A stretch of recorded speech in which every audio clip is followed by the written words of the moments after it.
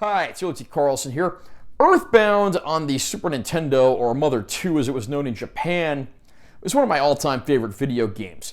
But what about Mother 1, which was never released in the United States? The game has finally been released in America, playable on some of Nintendo's online services, just under the name EarthBound Beginnings, although the in-game title is simply listed as EarthBound. Again, this is the game that's the first in the Mother series, not previously released in America until we started seeing it on systems like the Wii U and, of course, more recently, the Switch online service.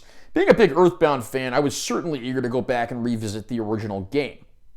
And I have to say, it's certainly been a pretty interesting experience.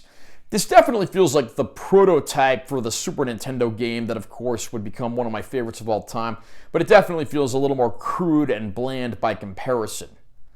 So I do have to say, it is a fun game. Again, like the one on the Super Nintendo, it does sort of have that quirky, offbeat atmosphere and the setting in a modern American-style world. You play as a young boy named Ninten, who sets off to go around the world fighting against the ultimate evil.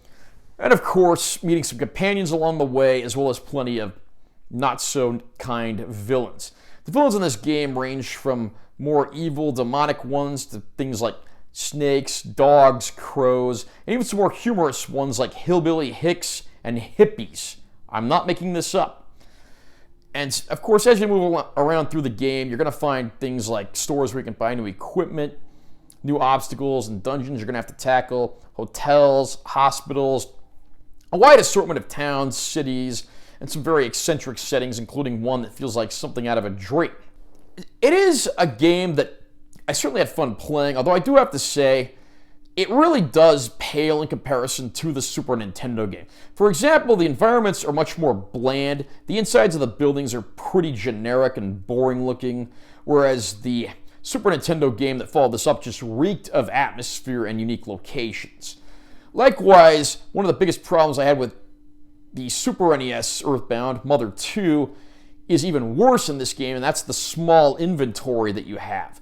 Of course, you're going to have key items that take up a lot of space in your inventory, and you only have like 8 slots per character. So when you first start out and you only have one character, you only have 8 slots. So you are going to have to put a lot of items in storage, and to do that, of course, you have to go back to your main character's house and talk to his sister, and you're not always going to be conveniently there, so that becomes cumbersome pretty quickly. There are also some pretty intense difficulty spikes at different points, and these can make the game very frustrating. There's also, to my knowledge, no town map, so it's difficult to know where you have to go, and you can very easily find yourself out on the open road, possibly going in the wrong direction, and being overwhelmed by enemies that are much stronger than you. I do have to say, this is a fun game, and it's nice to see where the EarthBound series, or Mother series, as they call it in Japan, got started. But I do have to say, why would you play this game when you can go play the one on the Super Nintendo, which, again, is an infinitely better game? This one is probably more interesting for its historical value than actually playing it for fun. That said, I do think fans of EarthBound might want to check this one out at least once. I can't give it a glowing recommendation, but I can at least give it a moderate one. And I would say it probably is an above-average RPG for the NES, a system that was scattered with RPGs, many of which were just outright terrible. And this one's at least a cut above those. What do you think of EarthBound Beginnings, or Mother 1? Do you think this is a good game? How do you think it compares to its later successor on the Super Nintendo? Comment down below and let me know what you think. Also, remember to subscribe to this channel for more content, I'm always posting new videos. And make sure you give this one a like if you found it helpful. I'm Taylor T. Carlson. I'll see you next time.